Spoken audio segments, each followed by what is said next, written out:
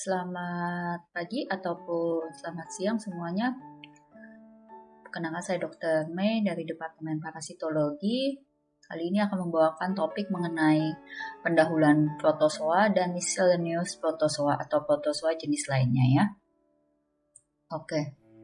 Yang pertama kita masuk ke yang topik pendahuluan protozoa dahulu.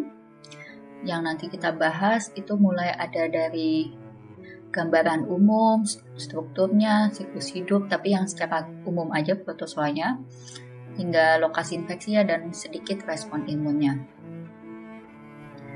Nah, ini pendahuluan tentang gambaran umumnya dulu ya, tentang protozoa. Nah, jadi protozoa itu kalau dari bahasa asli Yunaninya kan terdiri dari kata protos dan zoon. Nah, protosnya ini artinya pertama, zoon ini artinya hewan. Jadi hewan pertama yang kali ditemukan kalau dari istilahnya dari bahasa aslinya ya. Nah, protozoa itu ukurannya sangat kecil sehingga baru mulai dikenal atau baru mulai bisa teridentifikasi ya setelah ada penemuan mikroskop oleh Anthony van Leeuwenhoek. Nah, ini ya contoh pertama kali mikroskop itu modelnya begini nih dulu ditemukan di akhir abad ke-17. Jadi setelah ditemukan mikroskop, nah baru bisa tuh ngelihat yang kecil-kecil ya seperti protozoa. Makanya protozoa baru mulai teridentifikasi di sekitar abad ini. Ukurannya kecil ya, itu paling range-nya sih cukup luas ya, tapi dalam mikrometer, jadi kecil, 10-200 mikrometer. Nah, kalau yang dulu adalah klasifikasi protozoa itu berdasarkan alat geraknya atau lokomosinya. Istilahnya ada yang termasuk amoeboid, jadi dia alat geraknya dengan pseudopodia. Kemudian ada yang ciliata, jadi geraknya dengan cilia. Ada yang sporozoa. Kalau sporozoa berarti artinya dia non-motil, jadi dia sih tidak bergerak. Kalau flagellata dia geraknya dengan flagelnya. Nah, untuk berdasarkan klasifikasi patogenitasnya, jadi dia dibagi dua. Ada yang protozoa patogen maupun non-patogen. Ini yang kaitannya di manusia ya. Jadi ada yang kalau non-patogen itu jadi dianggap komensal di khusus manusia. Habitatnya sendiri kalau secara umum itu sangat variatif ya. Ada yang istilahnya hidup di alam bebas atau free living, bisa ditemukan di tanah, air, atau sifatnya parasitik. Jadi dia itu numpang hidupnya di manusia atau hewan. Walaupun nanti yang kita lebih spesifik adalah kan karena pada kedokteran jadi pada yang pada manusia. Nah, protozoa seperti kalian tahu pada pelajaran biologi merupakan uniseluler ya. Jadi dia organisme bersel satu. Lanjut ke ini taksonomi ya. Jadi ini kalau pas pendahuluan KP1 yang parasitologi itu kan sudah saya share juga gambar ini. Jadi yang tertinggi itu ada domain atau superkingdom. Nah, dibagi menjadi dua superkingdom, ada eukariota dan prokariota. Yang parasit itu semua masuknya ke eukariota ya. Nah, kalau yang si protozoa ini dia dulunya sih belum masuk kingdom, tapi yang terbaru dia sudah menjadi kingdom atau kerajaan sendiri. Jadi ini kingdom protozoa dengan berbagai filumnya, nanti yang lebih spesifik dibahas di bagian topik-topik masing-masing protozoa. Tapi sekilas aja nih ada mulai dari Metamonada, Amoebozoa, Percolozoa, Euglenozoa, Apicomplexa hingga Coleophora. Nah, nanti jenis protozoa lainnya itu ada yang masuknya ke kingdom Chromista maupun fungi. Nanti yang ada di belakang. Nah, jadi sistem ini juga masih klasifikasi sistem taksonominya. Jadi dulu itu nih perjalanan sejarah taksonominya itu dulu itu protozoa nggak berdiri sendiri sebagai kingdom. Jadi dia itu masih ngikut ke protista.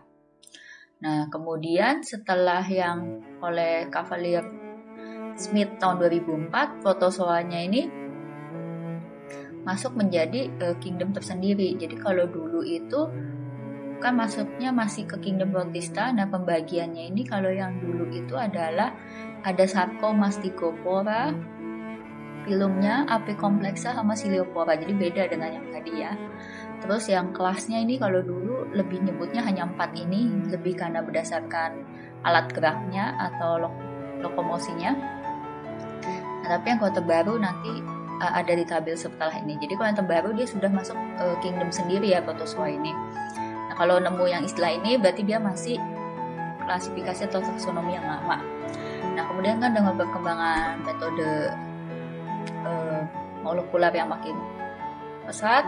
Semenjak itu ada klasifikasi berdasarkan pohon filogenetiknya, atau istilahnya berdasarkan silsilah, dalam tanda kutip turunan nenek moyangnya. Jadi protozoa itu kalau kan dia kingdom, kalau infra kingdomnya itu dia dibagi menjadi, misalkan, nah excavata dan alveolata. Jadi ini kan kingdomnya, ini infra kingdomnya. Nah ini tadi mungkin kalau belum ke zoom in. Nah ini ya, kalau ada istilah ini berarti dia masih pakai yang zaman masih yang kingdomnya protista. Kalau yang terbaru udah istilah ini udah mulai ditinggalkan, walaupun kalau jenis spesies atau genusnya tetap sama. Nah kembali ke sini, nah infra kingdomnya ada excavata maupun alveolata. Nah yang termasuk excavata bisa dilihat ada 3 filum. Jadi contoh genus-genusnya yang termasuk apa aja bisa dibaca nanti di masing-masing ini kan kita bahas di masing-masing topik. Kalau alveolata ini ada, bisa lihat ada Ciliata, Apicomplexa, Dinoflagellata, filumnya ya ini. Jadi yang kalau ini filum, ini contoh-contoh genusnya. Jadi sama sih sebenarnya sama yang ini, cuman bentuk model pohonnya aja yang beda ya. Ya jadi kingdomnya ini 2 infra kingdomnya ini, terus ini pembagiannya ke sini. Nah selanjutnya, jadi nah nih yang tadi udah disampaikan di depan juga. Jadi awalnya itu klasifikasinya berdasarkan alat geraknya, makanya istilahnya ada yang amoeboid, Ciliata, Sporozoa, Flagellata, karena berdasarkan alat geraknya. Cuma yang tadi saya sampaikan, jadi berdasarkan analisis molekuler itu ternyata dia tuh lebih berbeda gitu loh. Kan dulu protista ya setengah, istilah dimasukin setengah tumbuhannya, ya akhirnya diputuskan dia menjadi kingdom sendiri. Nah ini ya contohnya pohon filogenetik itu ada ya, ini ya hanya sekilas saja kalian tahu ada namanya yang monofilektik, parafilektik, polifilektik, cuman nggak akan dibahas detail di sini. Jadi kalau kalian mau lihat maksudnya pohon filogenetik itu cabang-cabang maknanya apa. Jadi yang tadi saya bilang, jadi itu lebih hubungan dengan analisis molekuler dan hubungan kekerabatan. Jadi istilahnya kalau ini yang di sini sama sini lebih erat hubungannya, kekerabatannya dibanding misalnya nama protozoa yang di sini sama di sini, karena kan jelas-jelas ini cabangnya udah beda. Jadi kalau ada yang baca kadang di jurnal misalnya kalau sini sama sini berarti lebih dekat ke sini dibanding yang genus atau spesies yang di sini. Lanjut, nah ini adalah nama-nama protozoa yang diajarkan di blok KP3. Nah, kan tadi itu kalau taksonomi teratasnya mulai dari kingdom, filum, kelas, sama ordo. Nah ini, kalau ini ada yang hanya genusnya saja disebutkan atau yang sampai ke spesiesnya ya. Jadi ini tadi yang filum kan tadi juga ada di slide yang depan. Nah ini bisa kalian baca di masing-masing filum kelasnya dibagi apa aja, terus dia termasuk ordo apa, terus contoh spesiesnya atau bahkan hanya yang genusnya masuk apa. Nah cuman ya ini yang protozoa lainnya tadi saya bilang ada yang nanti masuk ke kingdom Chromista, ada yang masuk ke kingdom Fungi. Nah kalau struktur atau morfologinya, jadi kalau ini secara gambaran umum saja, morfologi protozoa itu terdiri dari membran, sitoplasma, sama nukleus. Nah yang sitoplasma ini ada ekto bagian luarnya, dia lebih untuk sebagai untuk alat geraknya. Contohnya kalau pada amoeba kan namanya pseudopodi. Ya kalau pada yang dalam endoplasmanya itu ada vakuola kontraktil yang berdenyut, dia itu lebih untuk mengatur fungsi osmosis. Kalau yang non kontraktil dia biasa itu buat vakuola makanannya. Terus ada komponen lainnya seperti ini dan nukleus. Ya, ini contoh gambarannya kalau pada amoeba nih pseudopodnya itu yang ini yang buat bergeraknya ini. Biasanya kan ada endoplasmanya. Kalau endoplasma ada termasuk vakuol makanan, ada vakuol kontraktil. Ya, jadi yang kalau ektoplasma yang kris ini, nah dalam yang biru ini endoplasma, terus dalamnya lagi ada nukleus. Ini contoh yang bisa pada amoeba. Dan ini bisa kalian lihat-lihat juga pada yang contoh lain. Ini kan maksud saya ada perwakilannya nih, ada yang golongan amoeba, yang Apicomplexa, nih Ciliata, nih Flagellata ya. Bisa kalian lihat nih di gambar-gambarnya. Kalau secara detail morfologinya kan nanti masuk ke lebih ke praktikum. Nah untuk stadium atau bentuk secara umum protozoa itu dibagi menjadi dua bentuk, yaitu trofozoid dan kista. Nah, kecuali ada beberapa pengecualian, yaitu punyanya kelompok apikompleksa sama flagellata. Nah, kalau pada apikompleksa itu dia itu istilahnya nggak mengenal pembagian trofozoid kista ya, sama flagellata itu yang golongan kinetoplastida juga tidak pakai istilah trofozoid kista. Nanti akan lebih familiar kalau sudah masuk ke topik ininya ya. Jadi bisa kalian lihat gambar ilustrasi, kalau amoeba memang ada stadium nih, kistanya biasanya bentuknya bulat, trofozoidnya bentuknya cenderung tidak, istilahnya nggak bulat. Ada juga yang hampir bulat, tapi istilahnya biasanya tidak benar-benar seperti oval atau bulat seperti itu ya. Kemudian kalau flagellata juga masih ada bentuk trofozoidnya, contohnya seperti ini, kistanya seperti ini. Kalau ciliata juga masih ada trofozoid kistanya. Nah, kalau apikompleksa, nah ini nanti nama-nama istilah stadium bentuknya beda. Jadi dia itu nggak pakai nama, hanya istilah trofozoid kista. Nanti mungkin kalian akan lebih familiar pakai ada istilah skison, gamet dan lain-lain ya, atau bentuk ringnya, cincin. Kemudian kalau yang flagellata kinetoplastida, ya walaupun flagellata ada yang trofozoid kista, tapi yang kalau kinetoplastida itu juga beda istilah-istilahnya. Nah, kalau secara garis besar trofozoid ini mayoritas itu kalau pada protozoa tujuannya adalah untuk ngambil makanan sama reproduksi.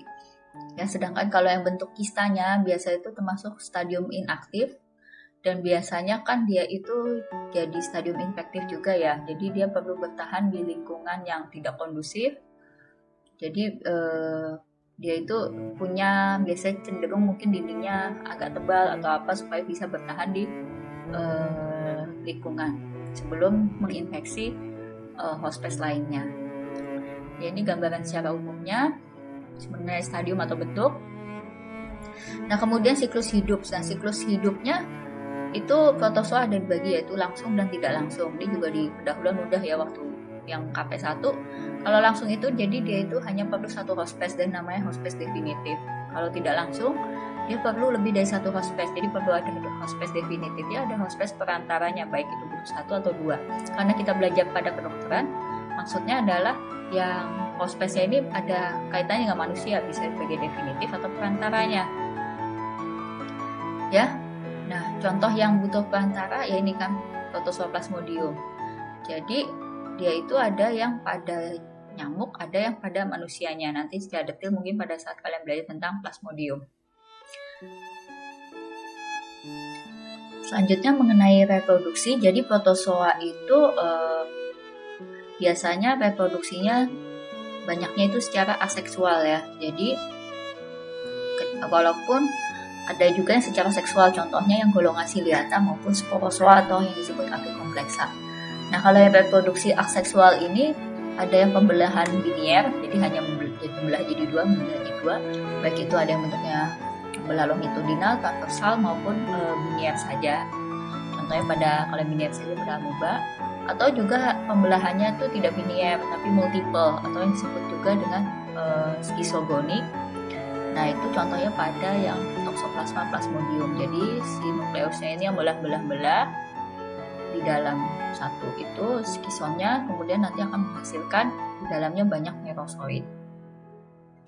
Nah, itu yang reproduksi aseksual. Ini yang seksual. Jadi kalau seksual itu contohnya ada gametogoni atau singgami, atau ada juga yang konjugasi. Jadi kalau gametogoni atau singgami itu yang contohnya punya plasmodium, kalau konjugasi itu contohnya yang punyanya golongan ciliata ya. Nah, untuk nutrisinya atau gimana cara memperoleh makanan si protozoa, jadi mereka sih kalau mayoritas secara klasifikasinya termasuk yang heterotrofik. Jadi mereka memang tidak bisa memproduksi makanannya sendiri, dan itu mereka masuknya ke holozoik atau agotrof. Nah, definisi atau mengenai penjelasannya ada di blog KP1 juga. Jadi nggak tahu saya ulang.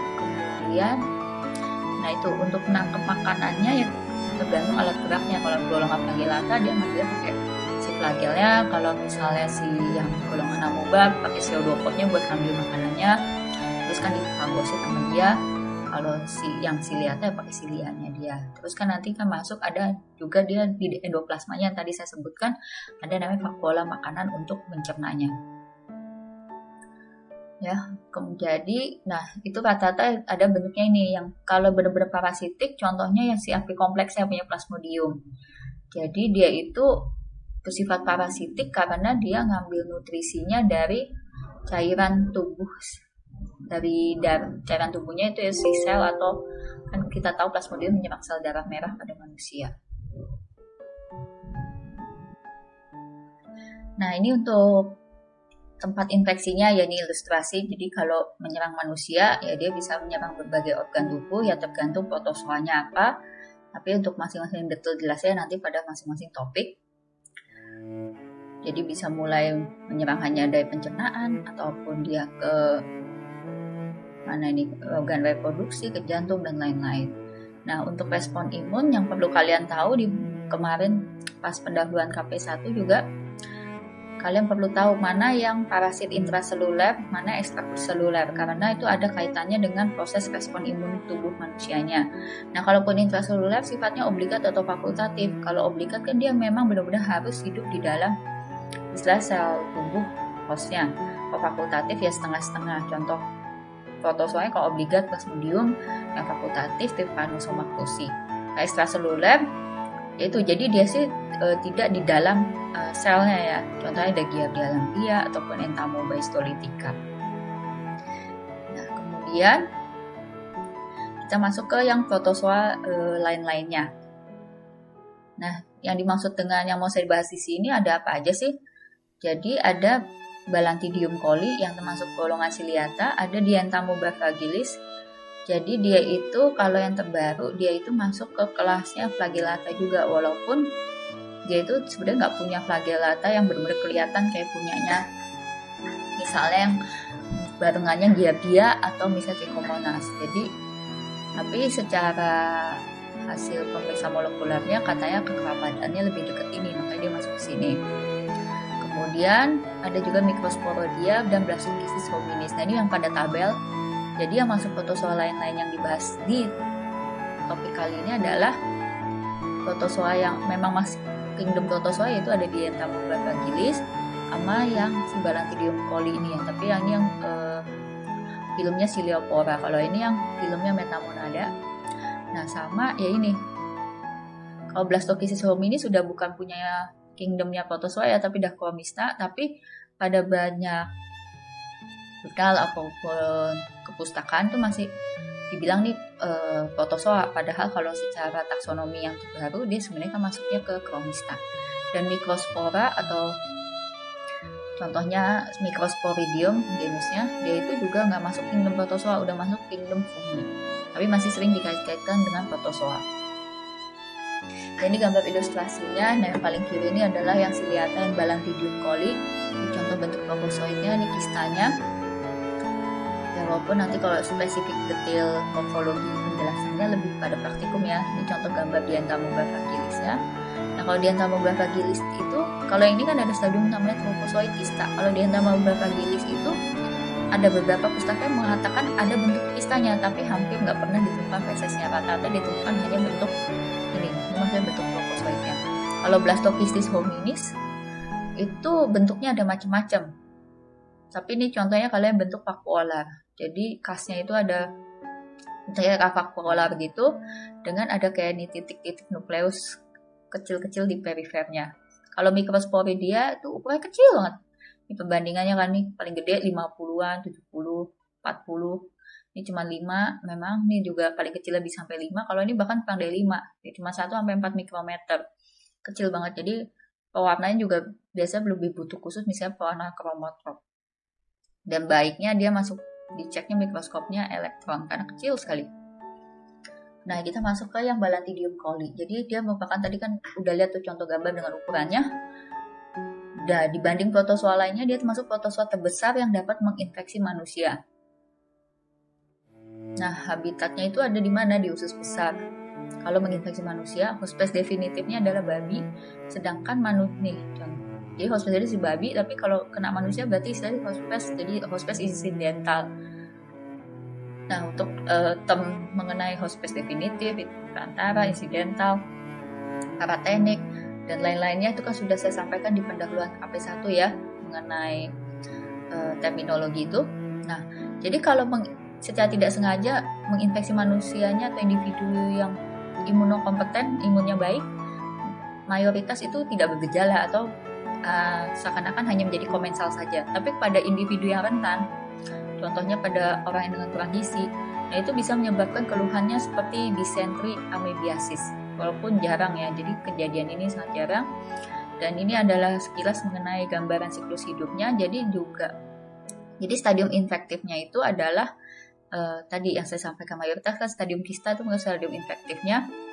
Jadi ya melalui makanan atau minuman yang terkontaminasi oleh kistanya itu, kemudian tidak sengaja tertelan manusia, terus nanti pada saat dia masuk pencernaan, masuk ke usus halus, akan terjadi ekistasi ya, kemudian di ekistasi terus dia berubah menjadi trofozoid nih. Dia berubah menjadi trofozoid di usus besar, peralihan sih tepatnya ini kan berubah jadi trofozoid di peralihan. Nah ini menuju ke usus besar yang di sekumnya ini, kemudian nanti dia enkistasi lagi, berubah menjadi kista lagi, walaupun juga ada yang keluarnya juga udah bentuk trofozoid. Kemudian nah ini yang Dientamoeba fragilis, dari arti katanya dien amuba, jadi itu artinya kan amuba karena dia awalnya masuknya ke amuba awal diklasifikasikan kan, tapi ternyata kan yang tadi dia ternyata lebih cocok masuk ke flagellata. Nah dien itu artinya kan dua, jadi dia itu trofozoidnya memiliki sifat binukleat, maksudnya dia punya nih dua nukleus ini kalau gambarannya. Kalau fragilis itu artinya kromatin nukleusnya terfragmentasi, jadi kan bisa lihat nih nukleusnya ada dua. Nah dalam nukleusnya ini kan kayak ada kromatinnya yang titik-titik hitam tapi terfragmentasi atau terpecah-pecah, makanya dinamakan ini berdasarkan morfologinya ini. Nah dia itu sebenarnya lebih tepatnya masuk ke amuboflagellata, walaupun terbaru tadi masuknya kan ke flagellata langsung, karena kalau pergerakannya sih dia masih kayak amuba dengan pseudopodi kan, tapi kalau kesamaan antigeniknya katanya lebih mirip dengan flagellata bicomonas. Jadi walaupun meskipun dia tidak mempunyai flagel yang terlihat sesungguhnya. Nah mayoritas itu menyerang kalaupun menginfeksi banyak kan ditemukan pada anak-anak usia sekitar 2-10 tahun. Kalau menginfeksi juga ada dia di usus besar, terutama di crypta mucosa kolonnya, dan dia itu kan kolon seperti kita tahu banyak bakteri juga di situ ya. Nah jadi makanan dia itu ada sih bakteri, jadi dia bisa sering ditemukan pada trofozoid, misalnya pemirsa mikroskopisnya banyak pengingesti bakteri. Jadi dia tidak menyerang jaringan, tapi dia makanin bakteri. Walaupun kadang juga bisa menelan atau mengingesti sel darah merah. Jadi kalau pada gambaran mikroskopisnya tampak kayak gak cuma ada nukleus, tapi kayak ada titik-titik lainnya karena dia makan makanan lain, contohnya bakteri, bahkan juga sel darah juga dimakanin. Tapi dia tidak menyerang jaringan. Transmisinya kalau untuk Dientamoeba ini belum jelas kepastiannya. Diduga sih ditularkan dari orang ke orang melalui rute fekal oral, atau juga ada yang mengatakan pustakanya itu melalui telur Enterobius vermicularis atau nematoda lainnya. Jadi seakan-akan si telur cacing ini sebagai vektornya. Selain itu dia dulunya dianggap non patogen, tapi mulai banyak laporan-laporan kasus terkait ada kalau terinfeksi ini ada gejala seperti diare intermiten, nyeri perut, kembung, anoreksia, mual, malaise. Nah sehingga pada beberapa pustaka dia juga dimasukin ke new emerging disease. Nah mengenai pengertian istilah ini nanti ada di belakang. Nah kalau secara umum sih terapinya juga mirip protozoa lainnya ya, metronidazol ataupun paromomycin. Kalau ini Blastocystis hominis, dan dulu masuknya itu ke kingdom fungi, jamur, tapi akhirnya pindah ke protozoa, terakhir pindah lagi ke Chromista. Nah kalau untuk transmisinya adalah dia melalui stadium infektifnya jadi kista juga, melalui rutenya fekal oral. Jadi kan misalnya pada manusia yang terinfeksi keluar bentuk si kistanya ini, kemudian tidak sengaja melalui makanan minuman terkontaminasi terus tertelan oleh yang lain. Kemudian kalau menginfeksi itu habitatnya di mana? Dia ada ya di usus besar ya. Dia menginfeksi usus besar. Nah, tapi walaupun beberapa pustaka ada yang bilang juga ini, ada yang bilang nggak bukan sebagai penyakit, tapi soalnya ada beberapa orang tuh ternyata pada saat misalnya ada pemeriksaan feses di komunitas itu ternyata ketemu ini, padahal nggak ada keluhan sama sekali. Jadi ada yang mengatakan ini komensal, walaupun ada juga yang mengatakan ini sebenarnya patogen, karena ada beberapa juga kasus yang memang ada keluhan ditemukan blastokistis ini. Nah, kemudian kalau morfologinya dia ada beberapa bentuk. Nih contoh gambar ilustrasinya, ada yang bentuknya kayak amoeboid, ada yang granular, ada yang bentuknya binary fission, ada bentuk vakuolar maupun kista. Paling banyak sih sering nemu kalau di feses yang vakuolar form ini, yang tadi ada contoh gambarnya di depan juga ya. Jadi kayak ada bentuk vakuol gini dengan nukleus perifer dan nukleusnya di perifer. Nah, mengenai komensal atau patogen, terkait patogenisitasnya itu masih beberapa pustaka juga masih tanda tanya, dikaitkan dengan tergantung strain atau subtipenya. Sejauh ini sih katanya ada sekitar 22 subtipe.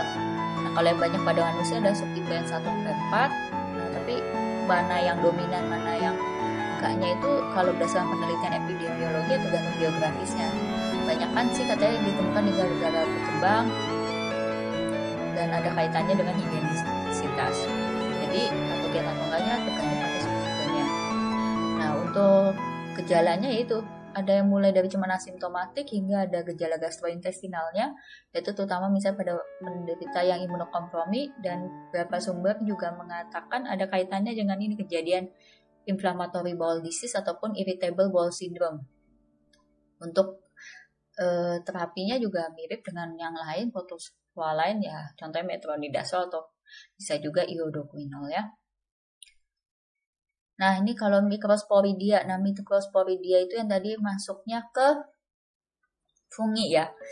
Yaitu karena bentuknya juga sangat kecil kan, yaitu adalah obligat intraseluler. Jadi dia harus ada di dalam sel hospes ya. Untuk reproduksinya itu dia itu sporogoni, jadi menghasilkan spora, dan kalaupun di pewarnaan gram itu dia kesannya positif dan sifatnya tahan asam, pada pewarnaan tahan asam. Kemudian nih contoh-contoh genusnya ya, berbagai yang masuk ini contoh spesiesnya. Bisa kita lihat yang kalau kayak contohnya Enterocitozoon itu, jadi berdasarkan genus spesiesnya ini menginfeksinya beda-beda nih. Kalau yang Enterocitozoon dia itu lebih ke usus, jadi dia menginfeksi epitel usus halus, bisa menyebabkan keluhannya tentu diare. Kemudian kalau misalnya nih saya ambil contoh yang lain, Encephalitozoonnya ini ya juga ke epitel usus halus. Tapi nih kalau contoh yang lainnya nih, misalnya ini ada Nosema, Microsporidiumnya sendiri. Ini kan golongan gede Microsporidia. Kalau yang genusnya Microsporidium contohnya nyerangnya ke ini, ke stroma kornea mata, jadi menyebabkan ada keratitis. Nah, ini berbagai, jadi genus spesiesnya ini temunya apa juga menyebabkan biasanya menyerangnya juga beda-beda ya, ini bisa dibaca. Nah, untuk diagnosisnya itu ya tentu saja kalau memang pada pemeriksaan bahan klinik atau spesimennya yang diambil itu bisa ditemukan adanya mikrospora ya. Nah, tapi untuk pemeriksaannya ini karena dia sangat kecil, gold standarnya menggunakan mikroskop, bukan yang biasa cahaya itu tapi yang elektron. Nah, ini yang tadi saya tentang itu emerging penyakit infeksi emerging atau emerging infectious disease. Ini kan perlu tahu juga apa terminologinya. Jadi merupakan penyakit infeksi yang sifatnya ini cepat menyebar pada suatu populasi manusia. Nah, bisa karena virus, bakteri, atau parasit. Tapi kan yang saya highlight parasit karena kaitannya dengan parasit. Kalau menurut definisi Permenkes sendiri juga ada 3 jenis yang infeksi emerging. Ada yang new emerging. Kalau new emerging itu berarti menyerangnya itu untuk pertama kali, maksudnya definisinya. Kemudian kalau emerging aja itu jadi telah ada sebelumnya namun kasusnya meningkat dengan sangat cepat atau menyebar meluas ke daerah geografis yang baru. Nah, kalau ada juga istilah namanya re-emerging. Kalau re-emerging jadi di suatu daerah tuh sebelumnya udah ada laporan nih kasusnya udah sangat menurun atau terpantau, tapi kemudian tiba-tiba naik tajam lagi. Ataupun bukan karena datanya jumlahnya naik tajam, tapi kok klinisnya jadi lebih berat. Nah, rata-rata yang masuk golongan penyakit infeksi emerging ini adalah penyakit yang ditularkan ke manusia itu dari hewan, atau istilahnya penyakit zoonosis ya. Nah, dan yang penting adalah kalau sampai terjadi KLB, itu kan maksudnya bisa menyebabkan selain tingkat mobilitas tapi juga mortalitas yang tinggi pada suatu populasi. Nah, kalau yang termasuk new emerging intestinal protozoa ini, jadi ada beberapa istilah jurnal yang mengatakan ada beberapa jenis protozoa yang masuk ke infeksi new emerging. Jadi dulunya mungkin dianggap non patogen, sekarang mulai ada beberapa laporan yang terkait dengan gejala-gejala klinis pada gastrointestinal. Contohnya tadi ada Dianthomorpha fragilis, Blastophysis hominis. Kalau malaria sejauh ini sih kalau di Indonesia masuknya pada beberapa daerah mayoritas sudah terkontrol, tapi kadang kan ada periode tiba-tiba naik, mungkin ada kaitan dengan iklim, itu masuk ada istilahnya namanya emerging. Ini mungkin lebih dijelaskan pada topik yang malaria ya. Nah, ini sedikit mengenai faktor yang mempengaruhi terjadinya penyakit infeksi emerging ya banyak ya, mulai dari faktor lingkungannya sendiri, faktor antropogeniknya, kemudian juga keseimbangan dari patogennya maupun dari si patogennya sendiri. Kalau dia berubah menjadi hypervirulence ya tentu bisa mempengaruhi juga. Cuma ini nggak terlalu saya bahas di sini, tapi bisa kalian baca. Ya, sekian.